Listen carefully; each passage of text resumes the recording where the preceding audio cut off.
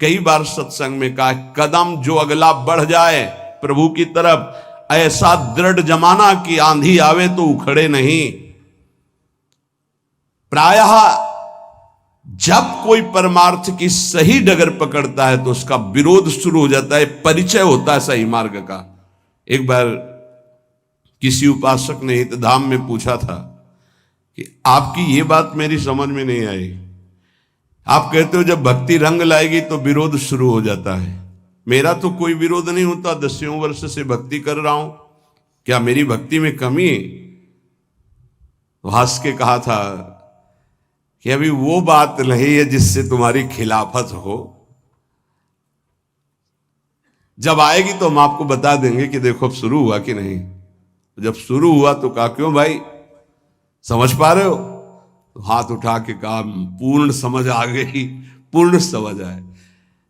अन्य आश्रय लेकर के जो भजन किया जाता है उसका विरोध नहीं होता, ध्यान रखना।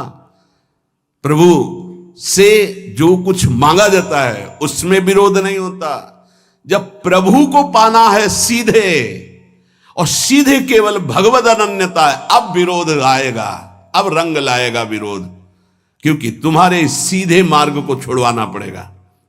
अगर ये पकड़े रहे तो तुम माया पर विजय प्राप्त कर लोगे। और अभी अनंत जन्मों से माया हमें रौंदती रही है, वो कैसे बर्दाश्त करेगी कि हमारे चरणों में गिरा, ये हमको चरणों से रौंद के निकल जाए, ऐसा कैसे हो सकता है? तो वो प्रियजनों के, बड़े जनों के, निज जनों की बुद्धि में भेजती है, यहां से तीर काम करेगा, यहां से काम करेगा, यहां से काम। फिर जब देखती ऐसा नहीं तो इंद्रिय द्वारों पे उसी के दैवी शक्तियां जागृत कर देती, अब आकर्षित करो। पर मंत्र जाप नाम के प्रभाव से फिर भी नहीं तो सिद्धियों को भेजती, तू आकर्षित कर। आखिरी पॉइंट, मान सम्मान कीर्ति सिद्धियां, गिरा इसको। लेकिन गुरु कृपा पात्र जो उसको, तो फिर वे आगे परम विद्या स्वरूप ज्ञान विज्ञान संपन्न वो भगवत चरणारविंद का साक्षात्कार करता है। इसको समझो परमार्थ को। हाय हाय नहीं मचाना कि विरोध हो रहा है, अब क्या करें, निंदा हो गई, अब क्या करें। बहुत आश्चर्य होता है, अपनी वासना की पूर्ति को साधना माना जाता है और साधना को नाटक माना जाता है। कैसी बुद्धि, कैसी बुद्धि। स्थिति देखी जाती है, बाहरी व्यवहार से कह रहे हैं, किसी परमार्थिक की परीक्षा नहीं की जाती, आंतरिक वृत्ति से की जाती है। बाहरी व्यवहार कुशल है, अंदर से भ्रष्ट है, उसे नहीं कहा जाता परमार्थिक। आंतरिक वो शुद्ध है और बाहरी व्यवहार कुछ बिगड़ा हुआ है तो कोई फर्क नहीं पड़ता, ये परमार्थ है। बाहरी व्यवहार में उसको मन आए बोले किसी से, मन आए ना बोले किसी से, मन आए आज नहीं मन है नहीं खाएगा, नहीं मन है उसका सोनी नहीं लगाएगा, वो बैठा है ऐसे। परमार्थिक व्यवहार का बहुत शुद्ध स्वरूप समझना। पर हमको अपने अनन्यता और अपने भागवतिक मार्ग से अगर विचलित होंगे, इधर उधर करेंगे, तो फिर वो भजन नहीं माना जाएगा। इसलिए उपासक अपने लक्ष्य पर ध्यान रखे और ये जीवन केवल प्रभु के लिए है। इस जीवन में हम अब कुछ ऐसा बर्दाश्त नहीं करेंगे जिससे मेरा प्रभु का संबंध छूट जाए। इतना तो आ जाना चाहिए, शेष आगे की बात तो इष्ट और गुरु आचार्य हैं, वो देख लेंगे। आप में कि जहां मैं खड़ा हूं इससे पीछे कदम नहीं जाएंगे, चाहे हमारा गला काट दिया जाए। नारायण अति कठिन है हरि मिलन की बाट, या में पग पीछे धरे प्रथम शीश दे काट। ये मरकर मार्ग चला जाता है। अब हमारा कोई नहीं, मतलब की बात है तो हम आपकी सेवा करते हैं, मतलब की बात नहीं तो तुम्हारा जो लगता हो उसे बोल दो, अभी एक क्षण में मैं अलग हूं। किसी का सहारा नहीं, श्री जी का सहारा है। वो मारे या तारे, अब हमें ये नहीं देखना कि हमारी व्यवस्था करती तो मेरी आराध्य देव, व्यवस्था नहीं करती तो आराध्य देव नहीं। घोर अव्यवस्था में भी बोलेंगे महारानी जी की जय। घोर अपमान की स्थिति में मुझे ऐसी सामर्थ्य मिले कि मैं आपकी जय बोलूं। सम्मान और प्रीतानुकूलता में तो सब जय बोलते हैं। अपमान निंदा और विपत्ति की स्थिति में भी जहां कोई सहयोगी न हो, मैं आपकी जय बोलूं और आपको सराह सराह करके उस दुख और विपत्ति को सहूं। ये वो मार्ग है। अब कोई हमारा पति है, कोई हमारा प्रीतम है, कोई हमारी पत्नी, कोई हमारा भाई, कोई मित्र नहीं।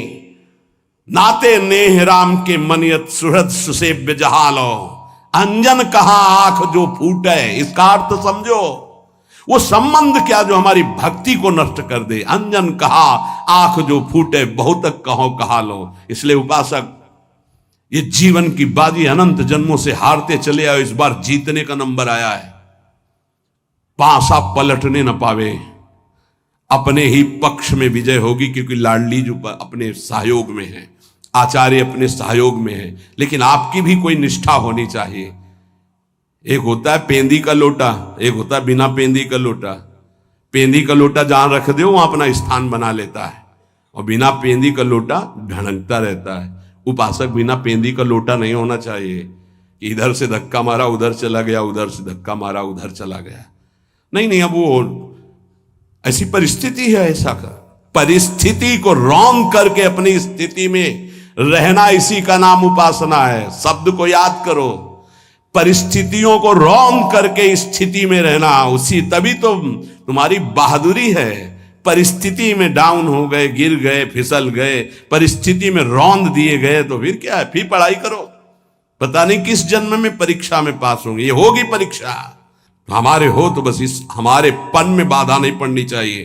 तुम गाली भी दोगे तो बर्दाश्त हो जाएगी, जैसे अपना छोटा बच्चा। हमारे पन में फर्क नहीं पड़ना चाहिए। ये अपनापन, हमारापन स्वामिनी जी के प्रति यदि हम पहुंचा दिए तो अवगुण करे समुद्र सम गणत न अपनो जान, आपका काम बन जाएगा। ऐसा न सोचो कि उपासना में परीक्षा नहीं आएगी। वासना की, शरीर संबंधियों की, ये सब परीक्षाएं आएंगी। बार बार स्त्री, बार बार पुरुष बनते हुए भटक रहा हूं, कौन रोक पा रहा है? आज अवसर मिला है आचार्य और गुरुदेव की कृपा से इस चक्र का भेदन करने का। आप इस चक्र के भेदन की सामर्थ्य तुम में हो तो बात करो, अन्यथा राधा राधा जपो। तुम्हारा जो कर्तव्य है वो हमारे साथ करो, नहीं तो जाओ। हम भरोसे श्री जी के, भरोसो दृढ़ इन चरणन के रो। निष्ठा है तो ये नौटंकी नाटक माया की तुम्हें परास्त नहीं कर पाएगी। अगर निष्ठा नहीं है तो फिर ये नौटंकी नाटक हो जाएगा। दोनों को देख लो। अगर निष्ठावान है तो भक्ति रंग ले आएगी। जितने भक्त चरित्र पढ़ते हो, क्यों पढ़ते हो?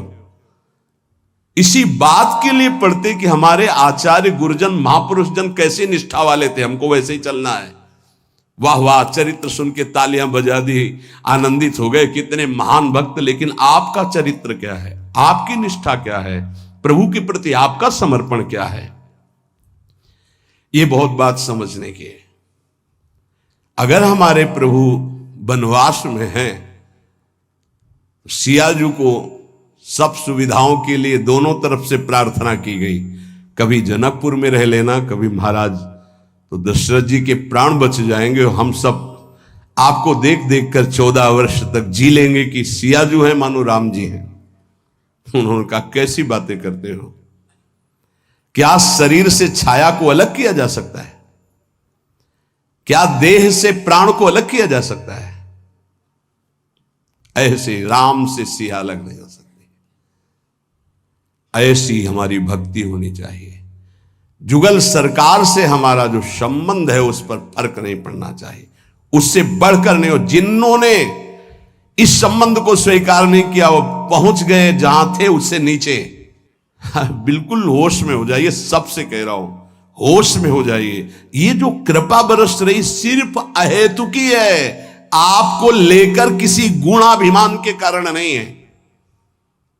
आपको लगता हो कि हम कुछ हैं इसलिए श्री जी हमें प्यार करती हैं, कुछ नहीं हो। तुम माइनस पे हो, प्लस जीरो में नहीं आएंगे, माइनस आओगे, प्लस में नहीं आ सकते। आप ही नहीं, हम सब। अगर कुछ है तो उनकी कृपा से है। अगर जितनी बिगाड़ है